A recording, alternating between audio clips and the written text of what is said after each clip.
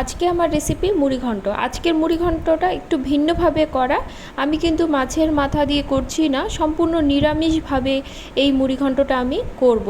মিষ্টি কুমড়ো দিয়ে করা এই মুড়িঘণ্ট এতটাই সুস্বাদু হয়, যারা নিরামিষ খাবার প্রত্যহ গ্রহণ করেন বা যারা শ্রাবণ মাস উপলক্ষে নিরামিষ খাচ্ছেন তাদের উপলক্ষে এই নিরামিষ রেসিপিটি।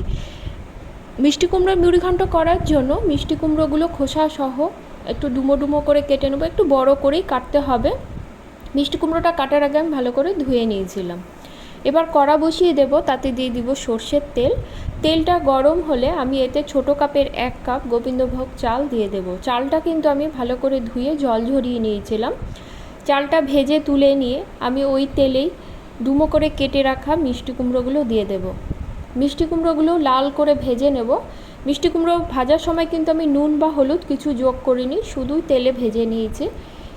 মিষ্টি কুমড়োগুলো আমার লাল লাল হয়ে গেছে। এবার তুলে নিয়ে ওই কড়াতেই আরেকটু তেল দেব, ফোড়নে দেব গোটা জিরে, তেজপাতা আর দেব গ্রেট করে রাখা আদা কুচি। একটু নেড়ে নিয়ে এর মধ্যে একটা ছোটো মাপের টমেটো পেস্ট আমি দিয়ে দেব।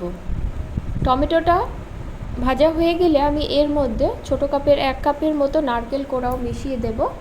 নারকেল কোড়াটা দিয়ে ভালো করে মশলার সঙ্গে আমি ভেজে নেব। নারকেল কোড়াটা আমার ভাজা হয়ে গেছে। এবার আমি এতে গুলিয়ে রাখা মশলাটা দিয়ে দেব। বাটা মশলায় রান্না করলে মশলা কিন্তু ভিজিয়ে রাখতে হয় না, তবে গুঁড়ো মশলায় রান্না করলে আধা ঘন্টা আগে ভিজিয়ে রাখলে মশলাটার টেস্টটা ভালো আসে। আমি মশলাটা করতে ছোটো চামচের 1 চামচ করে দিয়ে দিয়েছিলাম জিরে গুঁড়ো, ধনে গুঁড়ো, স্বাদ অনুসারে লঙ্কার গুঁড়ো, 7 থেকে 8টা গোলমরিচ একটু থেতো করে দিয়েছি, আর দিয়েছি হলুদ। অল্প জল দিয়ে গুলে আমি আধা ঘন্টার মতো রেখে দিয়েছিলাম। মশলা আগে থেকে ভিজিয়ে রাখলে মশলাটা বেশ ফুলে ওঠে, এতে রান্নার টেস্টটা কিন্তু ভালো আসে। মশলাটা আমার বেশ সুন্দরভাবে কষানো হয়ে গেছে। এবার আমি এতে ভেজে রাখা মিষ্টি কুমড়োটা দিয়ে দেব। মশলার সঙ্গে আরও ভালো করে মিনিট 2 মতো কষিয়ে নেব। এবার আমি এতে দিয়ে দেব ভেজে রাখা আতপ চালটা।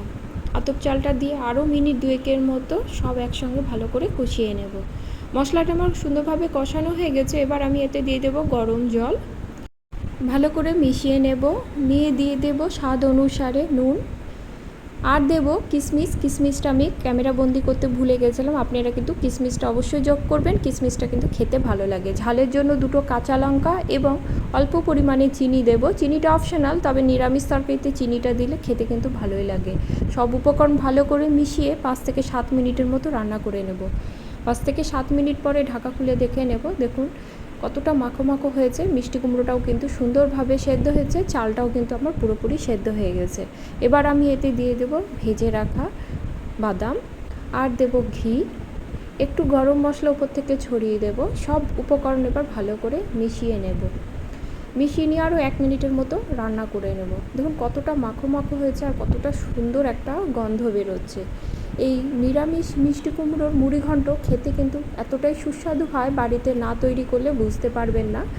আজকের আমার এই নিরামিষ মুড়িঘণ্ট রেসিপিটি ভালো লাগলে লাইক কমেন্ট করবেন এবং সাবস্ক্রাইব করে পাশে থাকবেন, এই অনুরোধ রাখছি। আমার রান্নাটি হয়ে গেছে, গ্যাসের ফ্লেম অফ করে পরিবেশনের পালা। আজ তাহলে এই পর্যন্তই, দেখা হবে পরের কোনো রেসিপি নিয়ে। সকলে খুব ভালো থাকবেন। ধন্যবাদ সকলকে।